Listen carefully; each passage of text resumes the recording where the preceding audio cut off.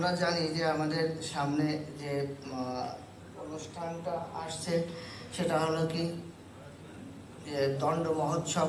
আমরা জানি দণ্ড মহোৎসব বা শ্রীরাধী মহোৎসব, যেটা নিত্যানন্দ প্রভু রঘুনাথ দাস গোস্বামীকে সেই দণ্ড প্রদান করেছিলেন, সেই সম্পর্কে একটু আলোচনা করব। আসলে বলার মতো আমার সেই জ্ঞান বা নাই, তা আপনার কি আশীর্বাদ করবেন যেন কিছুটা আলোচনা করতে পারি আপনাদের সামনে। আমরা পানিহাটি যে প্রথম ভূমিকাটা একটু আলোচনা করি, কিভাবে এই সে দণ্ড মহোৎসব হলো ভূমিকা। পরমেশ্বর ভগবান শ্রীকৃষ্ণ প্রায় 538 বছর পূর্বে শ্রী গোলক বৃন্দাবন থেকে এই পৃথিবীতে যখন কলিযুগ পাবন অবতারী শ্রী চৈতন্য মহাপ্রভু স্বরূপে অবতীর্ণ হয়েছিলেন, তখন তিনি স্বীয় চিন্ময় ধাম ও সপরিকর সহ আবির্ভূত হয়েছিলেন। অর্থাৎ সেই 538 বছর পূর্বে ভগবান, আমরা জানি যে যেই গৌর সেই কৃষ্ণ সেই জগন্নাথ, তা মহাপ্রভু অবতীর্ণ হয়েছিলেন। তার যখন ভগবান অবতীর্ণ হন তার আগে তার পার্শ্ববৃন্দ তার পরিকরদের আগে পাঠিয়ে দেন। যেমন আমরা দেখে থাকি যে দেশের প্রধানমন্ত্রী বা রাষ্ট্রপতি কোনো জায়গায় যদি কোনো প্রোগ্রাম করতে যায়, তাহলে তার অন্তত কিছুদিন আগে থেকে তার মন্ত্রীদের পাঠায় বা সিআইডিদের সেখানে পাঠায় যে সেই পরিবেশ কেমন, সেখানে যাওয়ার মতো পরিবেশ আছে কিনা, এটা সেখানে আগে পরিবেশ তৈরি করে নেয়। ঠিক তেমনি ভগবান আসার আগে কি করেন, তার পার্শ্ববৃন্দ পরিকরদের আগে পাঠিয়ে সেখানে পরিবেশ তৈরি করে নেন, তারপরে ভগবান অবতীর্ণ হন, আবির্ভূত হন। তেমনি সেই চৈতন্য মহাপ্রভু আবির্ভূত হয়েছিলেন। সেই প্রসঙ্গে গৌড়ীয় বৈষ্ণবধারা অন্যতম প্রধান আচার্য শ্রীল ভক্তিবিনোদ ঠাকুর বলেছেন যে শ্রীকৃষ্ণ চৈতন্য প্রভু জীবে দয়া করি সপার্শ্বদ স্বীয় ধাম সহ অবতরী, অত্যন্ত দুর্লভ প্রেম পরিবারে দান, শিখায় ও শরণাগতি ভগতের প্রাণ। এটা ভক্তিবিনোদ ঠাকুর গিয়েছেন। তা শ্রী চৈতন্য মহাপ্রভু তার দিব্য ধাম ও দিব্য পরিকর সমূহের দ্বারা পরিবৃত হয়ে আবির্ভূত হয়েছিলেন। তার এই পরিকর সমূহের পার্শ্ববৃন্দের পরিধি সুবিস্তৃত, প্রায় সে 90টা মতো এরকম শাখা আছে। তা আমরা সেই প্রসঙ্গ আলোচনা করব না, কারণ সময় পারা যাবে না। তা এই পরিকর সমূহের পার্শ্ববৃন্দের পরিধি অনেক বিস্তৃত। তাই শ্রী চৈতন্য মহাপ্রভু এই সমস্ত অত্যাচার্য পরিকরগণের মধ্যে সর্বশ্রেষ্ঠ মুখ্য হলেন শ্রী নিত্যানন্দ প্রভু, যিনি হলেন শ্রীকৃষ্ণের অভিন্ন বিগ্রহ শ্রী বলদেবের প্রকাশ। আমরা জানি কি যে নিত্যানন্দ হলেন বলদেবের প্রকাশ।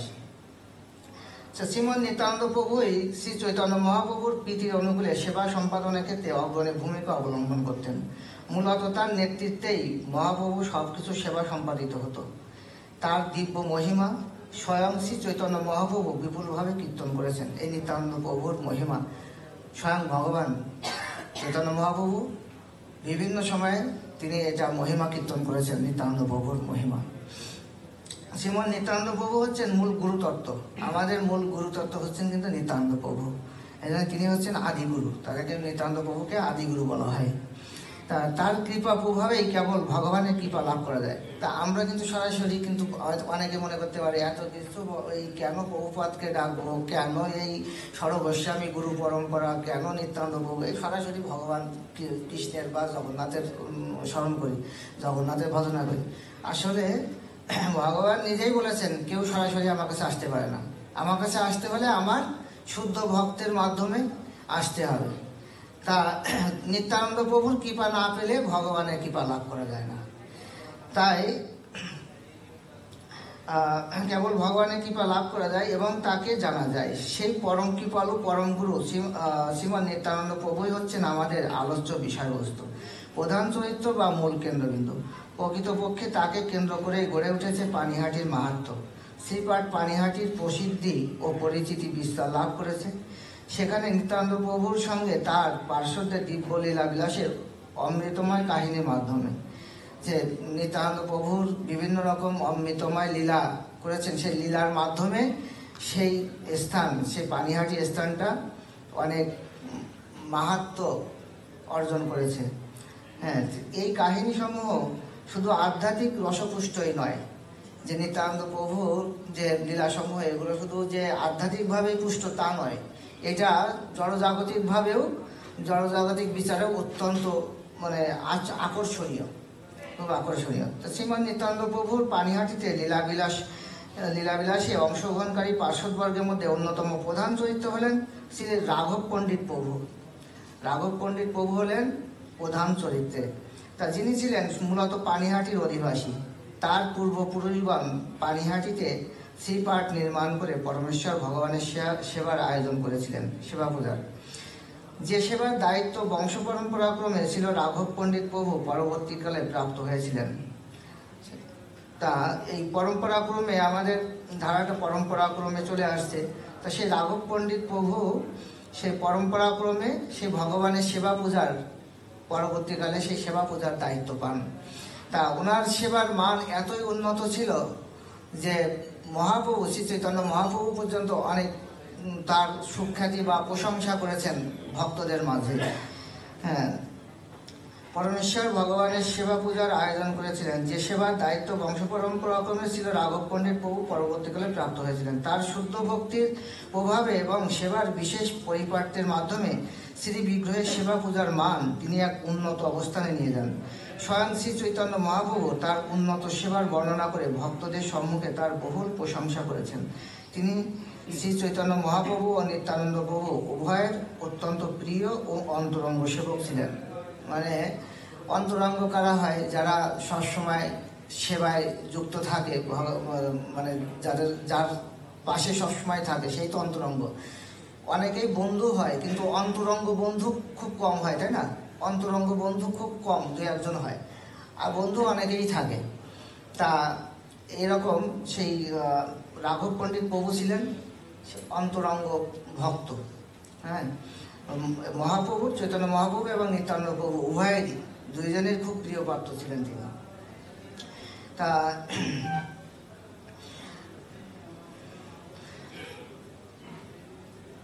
তিনি শ্রীকৃষ্ণ লীলায় ধনিষ্ঠা নামক গোপিকা ছিলেন। এই রাঘব পণ্ডিত প্রভু সাধারণ কেউ নাই, যে কৃষ্ণ লীলায়, ভগবান শ্রীকৃষ্ণ লীলায় তিনি ধনিষ্ঠা নামক গোপিকা ছিলেন এবং তার কাজ ছিল ভগবান শ্রীকৃষ্ণের জন্যে খাদ্য সামগ্রী সরবরাহ করা, হ্যাঁ, রন্ধন করা, খাদ্য সামগ্রী আয়োজন করা। তার নিত্য স্বরূপের সেবাকে অনুসরণ করে শ্রী চৈতন্য লীলাতেও তিনি একই ভূমিকা অবলম্বন করেছিলেন।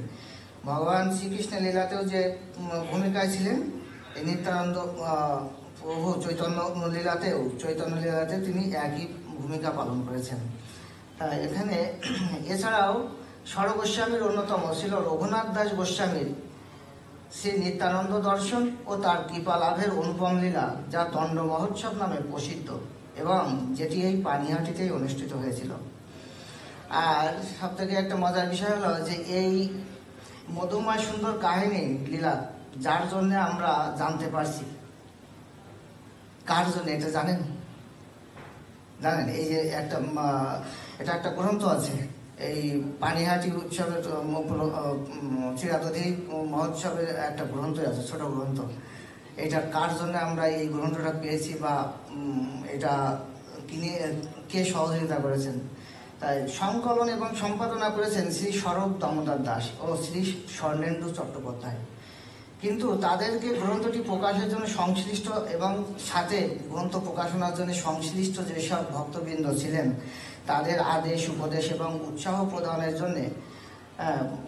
প্রদানের মাধ্যমে অনুপ্রাণিত করেছেন এবং বিভিন্নভাবে তিনি সহযোগিতা করেছেন। তিনি কে?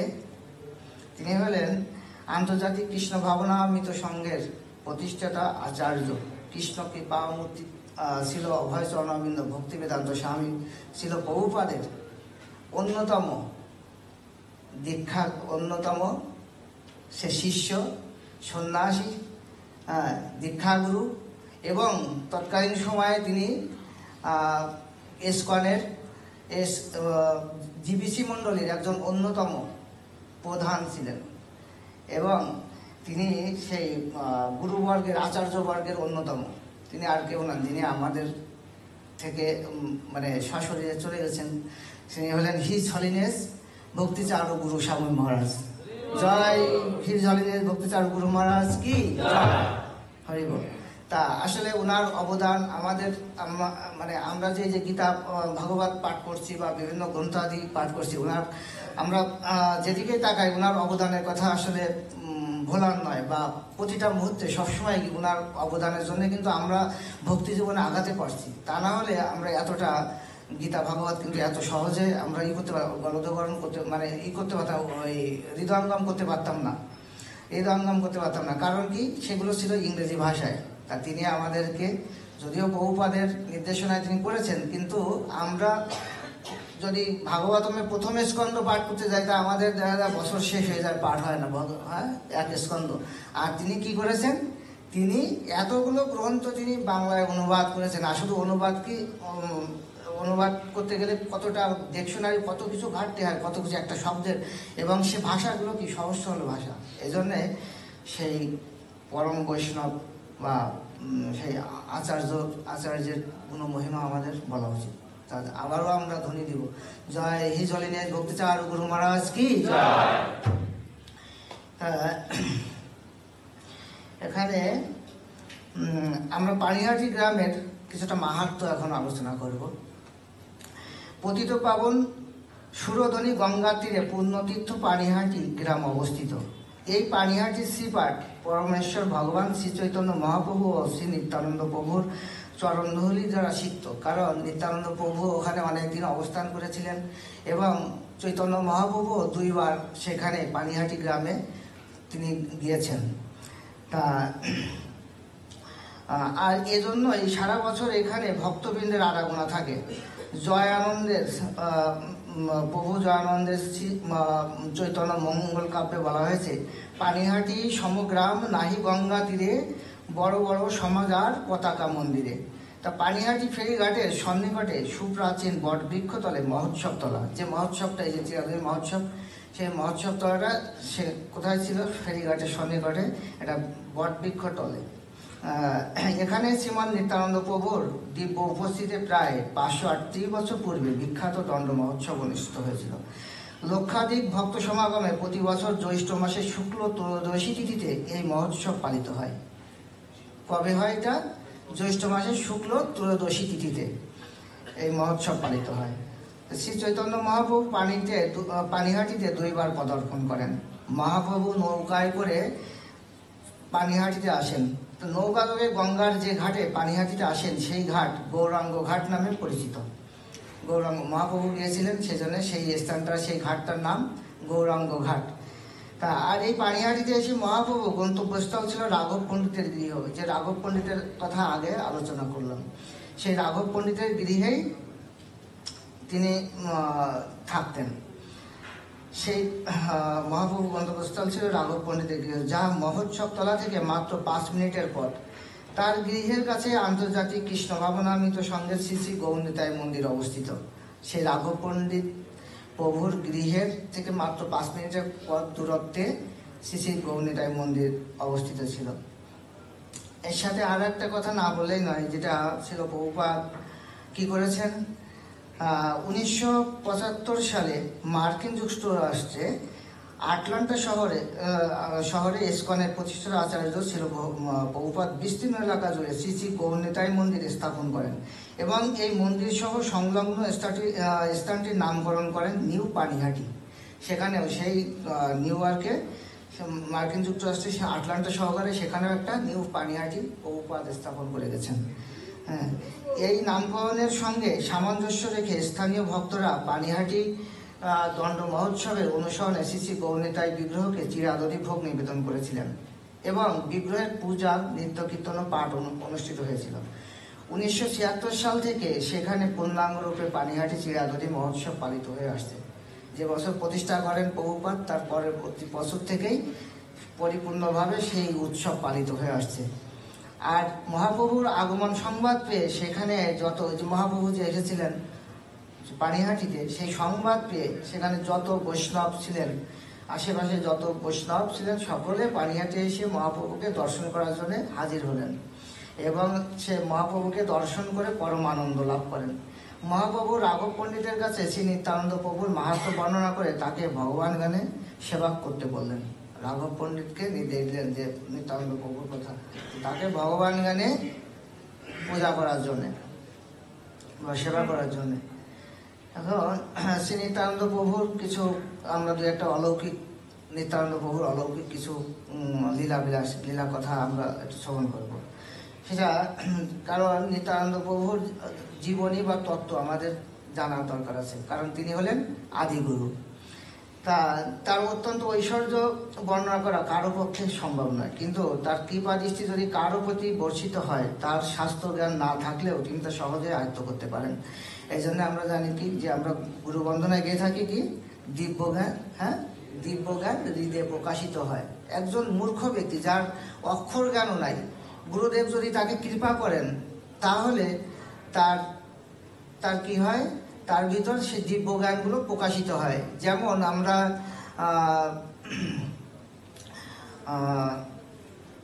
5 বছরের বালক যে ধ্রুব মহারাজের কথা জানি। ধ্রুব মহারাজ জঙ্গলে গিয়ে যখন তিনি করছিলেন, সাধনা করছিলেন ভগবানকে লাভ করার জন্যে, তখন 5 বছর বয়স। 5 বছর বয়সে আর কতটুকু কি জানে, অনেক সব তো খেলাধুলার বয়স। তা তিনি ভগবান সন্তুষ্ট হয়ে তাকে ধ্রুব মহারাজকে দর্শন দিলেন। কিন্তু ধ্রুব মহারাজ ভগবানকে সামনে পেয়ে তার বন্দনা করবেন কিভাবে তিনি বুঝতে পারতেছেন না। কিভাবে তার মানে বন্দনা করবেন, ভগবানকে যে বন্দনা করবেন, তার মহিমা কীর্তন করবেন, এটা তিনি বুঝতে পারছেন না। তখন ভগবান কি করলেন, ভগবানের হাতে যে শঙ্খ ছিল, সেই শঙ্খ দ্বারা যখন সেই ধ্রুব মহারাজের মস্তকে স্থাপন করলেন বা স্পর্শ করলেন, তখন ধ্রুব মহারাজ কি করলেন, অনর্গল ভগবানের মহিমা কীর্তন করতেছেন। তা এই দিব্যজ্ঞানটা কি হয়, দিব্যজ্ঞান এটা গুরুদেবের কৃপাতেই, ভগবানের কৃপাতেই এগুলো হৃদয়ে প্রকাশিত হয়। তাই নিত্যানন্দ প্রভুর কৃপা পেলে, তিনি যদি কাউকে কৃপা করেন, তাহলে আমরা সেই জিনিস, আমরা আমাদের শাস্ত্রগুলো ভালোভাবে আয়ত্ত করতে পারবো, জানতে পারবো।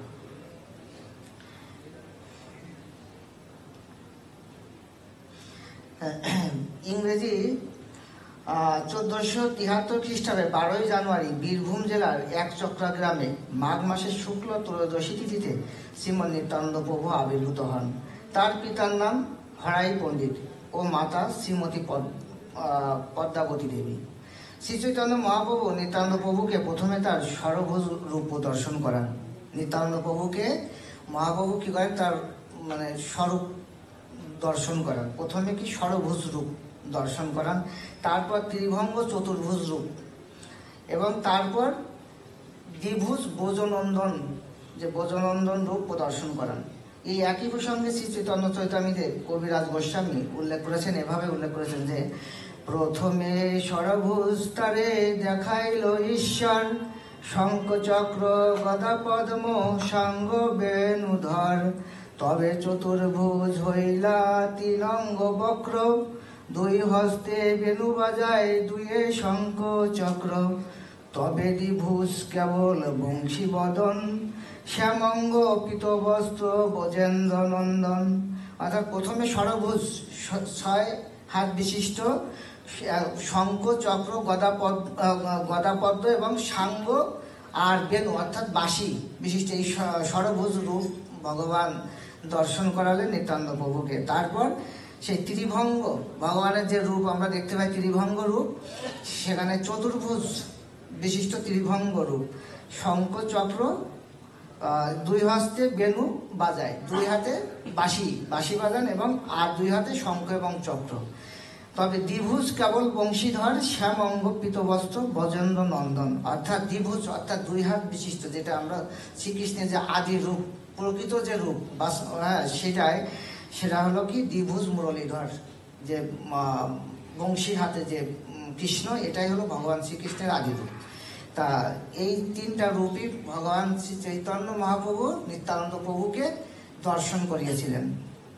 নিত্যানন্দ প্রভু কি করলেন, হাজার হাজার মানুষকে কৃপা করেছেন। তার মধ্যে উল্লেখযোগ্য ছিল কি জগাই মাধাই ছিল কি অনেক অত্যাচারী এবং দুরাচারী মদ্যপান করত, বিভিন্ন নেশায়, তারপরে তারা বেশ্যা সঙ্গ করত। তারা ছিল ব্রাহ্মণ পুত্র। সেই নবদ্বীপের ব্রাহ্মণ পরিবারের 2 পুত্র তারা ছিলেন। তারা সব রকম পাপ কর্মে রত ছিল। শ্রী চৈতন্য মহাপ্রভুর আদেশে নিত্যানন্দ প্রভু ও হরিদাস ঠাকুর তখন দাঁড়ে দাঁড়িয়ে গিয়ে কৃষ্ণ ভাবনামৃত প্রচার করছিলেন। তা শ্রী নিত্যানন্দ প্রভু ও হরিদাস ঠাকুরের প্রতি শ্রী চৈতন্য মহাপ্রভু নির্দেশ দিয়েছিলেন যে, শুনো শুনো নিত্যানন্দ, শুনো হরিদাস, সর্বত্র আমার আজ্ঞা করহ প্রকাশ। প্রতি ঘরে ঘরে গিয়া এই করো ভিক্ষা, বলো কৃষ্ণ ভজ কৃষ্ণ, করো কৃষ্ণ শিক্ষা।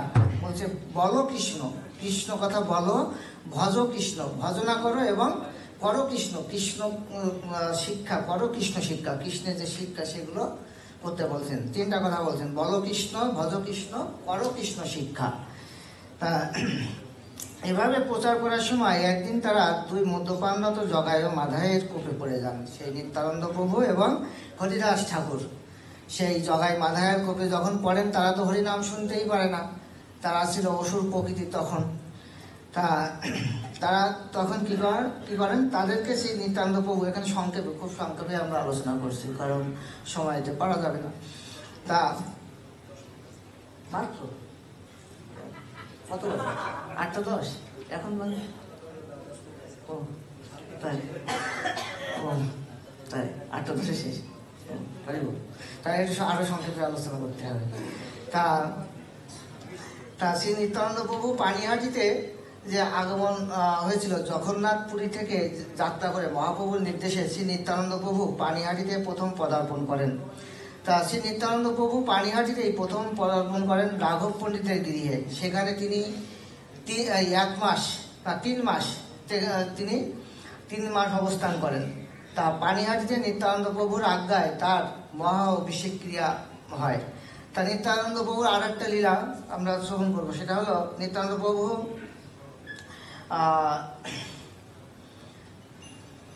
এখন তো সময় কমিয়ে দিলাম।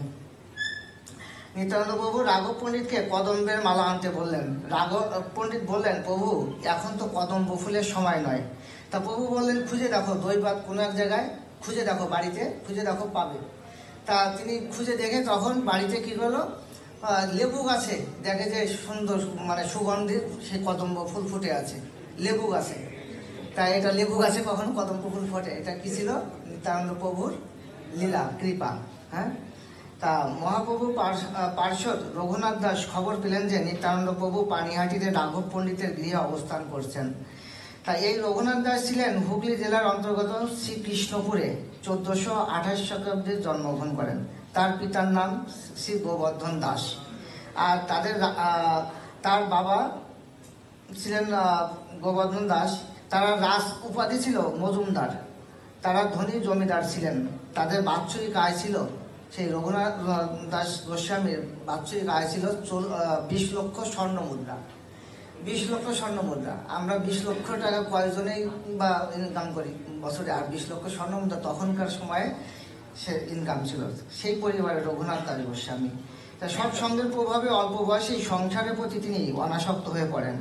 ভক্তদের মুখে শ্রী গৌরাঙ্গ নিত্যানন্দের মহিমা শ্রবণ করে মহাপ্রভু শ্রী চরণ দর্শন লাভের আশায় মাঝে মাঝে বাড়ি থেকে পালিয়ে যেতেন। পিতা তাকে ধরে আনতেন। আর যখন এরকম কোনো ছেলেরা দুষ্টামি করে, তখন বাবা মা কি করে, একটাই তাদের আছে যে বয়স হয়ে গেলে তারা বিয়ে দিয়ে দাও। তখন সেই রঘুনাথ দাস গোস্বামীকে কি করলেন, সুন্দরী মেয়ে দেখে বিয়ে দিয়ে দিলেন। কিন্তু তার সেই সুন্দরী রমণীর প্রতিও তার কোনো আকর্ষণ ছিল না। তার আকর্ষণ ছিল কোথায়, সে চৈতন্য মহাপ্রভুর শ্রীচরণে। হ্যাঁ, মাঝে মাঝেই তিনি কি করতেন, সেই বাড়ি থেকে পালিয়ে যেতেন। তা রঘুনাথ দাস গোস্বামী বাবা মায়ের অনুমতি নিয়ে তিনি কি করলেন, পানিহাটিতে গেলেন রাঘব ভবনের উদ্দেশ্যে। তা তখন সেখানে নিত্যানন্দ প্রভু অবস্থান করছিলেন। তার কৃপা ছাড়া মহাপ্রভুর দর্শন কৃপা লাভ করা যাবে না। তাই তিনি কি করলেন, সেই নিত্যানন্দ প্রভুকে দেখলেন যে তিনি সেই একটা পিণ্ডের উপরে বসে আছেন, তার সঙ্গে অনেক ভক্ত সমাগম, হ্যাঁ, এবং সেই অনেক কীর্তনিয়া বসে আছে। তার দূর থেকে সেই নিত্যানন্দ রঘুনাথ দাস গোস্বামী কি করলেন, দণ্ডবত প্রণাম করলেন। তা এটা দেখে নিত্যানন্দ প্রভুর সেবক নিত্যানন্দ প্রভুকে বলছে যে আপনাকে রঘুনাথ দাস দণ্ডবত করেছে। তা তখন নিত্যানন্দ প্রভুর সেবক এই কথা বলাতে তা শুনে নিত্যানন্দ প্রভু বললেন, ওরে চোর, এতদিনে তুই দর্শন দিলি, আয় আয়, আজ আমি তোকে দণ্ড দিব। সেই যে দণ্ড, সেটাই হলো সেই দধিচিরা মহোৎসব, দণ্ড মহোৎসব। তাই এখানে চৈতন্য চরিতামৃত আদিলীলা এইভাবে বর্ণনা করা আছে যে, পানিহাটি গ্রামে পাইল প্রভুর দর্শন, কীর্তনিয়া সেবকগণ সঙ্গে বহুজন, গঙ্গা তীরে বৃক্ষমূলে পিণ্ডির উপরে বসিয়াছেন যে কোটি সূর্যোদয় করে, তলে উপরে বহু ভক্ত হইয়াছে বেষ্টিত, দেখিয়া প্রভুর প্রভাব রঘুনাথ বিস্মিত। দণ্ডবত হইয়া সেই পড়িলা কত দূরে, সেবক কহে রঘুনাথ দণ্ডবত করে, শুনি প্রভু কেহ চোরা দিলি দর্শন, আয় আয় আজি তোর করিম দণ্ডন। তা সেই রঘুনাথ দাসকে নিত্যানন্দ প্রভু বললেন যে, চোরা, তোকে আজকে পেয়েছি, নাগালে পেয়েছি, তুই আয়, তোকে আজকে আমি দণ্ড দেবো। আমার এই পরিজনদের তোর চিরাদধি ভক্ষণ করাতে হবে। হ্যাঁ, অর্থাৎ পরিজন বলতে সাথে যারা সাঙ্গপাঙ্গ ছিলেন, পার্শ্ববৃন্দ ছিলেন, কীর্তনীয়রা ছিলেন, তাদেরকে। তো এই কথা শুনে রঘুনাথ দাস কী করলেন, সেই পাশের গ্রামে ভক্তদের পাঠালেন চিরা দধি বিভিন্ন কিছু এগুলো ক্রয় করার জন্য, চিরা দধি কলা সন্দেশ এগুলো আনার জন্য পাঠালেন। একে একে সেগুলো কী করলেন, সেগুলো নিয়ে আসলেন। তা এখন রঘুনাথ রাজ দেখছেন যে ভক্ত সমাগম বাড়তেই আছে। তখন তিনি কী করলেন, আবার পাশের গ্রামে আবার পাঠালেন, যে সেখান থেকে আরও সব কিছু সংগ্রহ করলেন, খাদ্য সামগ্রী সংগ্রহ করলেন, এনে সেই নিত্যানন্দ প্রভুর সামনে রাখলেন, সেখানে রাখার পরে এখন সেখানে কি করা হচ্ছে, একজন ব্রাহ্মণ তিনি একটা মাটির, সেখানে 500 থেকে 700 মাটির হোলনা আনা হলো, মাটির পাত্র, ওই মাটির, আমরা গ্রামের চারি বলে, অনেক জায়গায় অনেক কিছু বলতে হয় চারি গ্রামে, কিন্তু আগে বিয়ের দিনে, বিয়েটা বড় অনুষ্ঠানে কিন্তু চারিতেই খাবার দাবার রাখতো। এখন তো ডেকোরেটরের থেকে বিভিন্ন কিছু নিয়ে আসে ওই হাঁড়ি পাতিল, আগে কিন্তু ওই মাটির পাতিলেই রাখতো। তা ওইটাকে হোলনাও বলা হয়। তাই মাটির হোলনাতে 500 থেকে 700 হোলনা আনা হলো, সেখানে এনে জড়ো করা হলো। একটা হোলনার মধ্যে বড় একটা চারিতে সেই চিরা ভেজাতে লাগলো একজন ব্রাহ্মণ, আর পাশে দুধ জাল দিতে লাগলো। দুধ জাল হচ্ছে, দুধের মধ্যে অর্ধেকটা চিরা দুধে ভেজানো, ওই গরম দুধে ভেজানো হলো, আর অর্ধেকটা চিরা দধি কলা কর্পূর, হ্যাঁ, সন্দেশ এগুলির সাথে মিশানো হলো। 2 প্রকারের, সবাইকে কি করা হলো, দুটো করে মাটির হোলনা দেওয়া হলো। যারা উপস্থিত ভক্তবৃন্দ ছিলেন তাদের মাঝে 2টো করে হোলনা মাটির পাত্র দিল, কি জন্যে, এই প্রসাদ গ্রহণ করার জন্যে। তা আপনারা সবাই পেয়েছেন তো, 2টো করে পেয়েছেন সবাই? এখন হ্যাঁ, ওনাকে আর একটু বেশি দিয়ে যার পরে দেওয়া হবে আপনাদের। তা এখন 2টো করে হোলনা দিয়েছে। এখন সবাইকে এরকম চিরা এক পাত্রে কি দিয়েছে, এই সেই ঘন দুধের সাথে মেশানো চিরা কলা সহ একটা পাত্রে দিয়েছে, আর একটা হলো দধি কলা কর্পূর মিশানো চিরা একটা পাত্রে দিয়েছে, 2 পাত্র। এখানে কিছু মানে আছে, সৌন্দর্য আছে, হ্যাঁ, পরিপাটি আছে। এভাবে দুধটা কিন্তু খুব ঘন করে করা হয়। তা যাই হোক, তা এটা সংক্ষেপেই বলতে হবে, যেহেতু প্রভু আমাকে সিগন্যাল দিয়ে দিয়েছেন। তা সেই 2টা করে পাত্র দেওয়া হলে এখন নিত্যানন্দ প্রভু কি করেছেন, মহাপ্রভুকে ধ্যানের মাধ্যমে সেখানে উপস্থিত করেছেন। ধ্যানের মাধ্যমে মহাপ্রভু কোথায় ছিলেন, পুরীতে ছিলেন, পুরীতে অবস্থান করছেন। ধ্যানের মাধ্যমে মহাপ্রভুকে নিয়ে এসেছেন, কারণ ভগবানের মহাপ্রভু বা নিত্যানন্দ প্রভু তারা তো স্বয়ং ভগবান। তাদের তো মুহূর্তের মধ্যে তারা চলে আসতে পারেন, বা তাদের ইচ্ছা অনুসারে সব কিছু হয়। তা মহাপ্রভু সেখানে হাজির হলেন। নিত্যানন্দ প্রভু কী করলেন, সেই ভক্তদের মাঝে মহাপ্রভুকে এই ঘুরায় দেখাচ্ছেন যে সবাইকে 2টা করে পাত্র দেওয়া হয়েছে, সব প্রসাদ দেওয়া হয়েছে। তখন মহাপ্রভু নিত্যানন্দ প্রভুর গালে সেই দিচ্ছে, চিরা দিচ্ছেন, আর নিত্যানন্দ প্রভু মহাপ্রভুর গালে দিচ্ছেন। সবাই তা এটা পাবেন সামনে আসছে অনুষ্ঠান, সেদিনই সবাই পাবেন। যাই হোক, তা এভাবে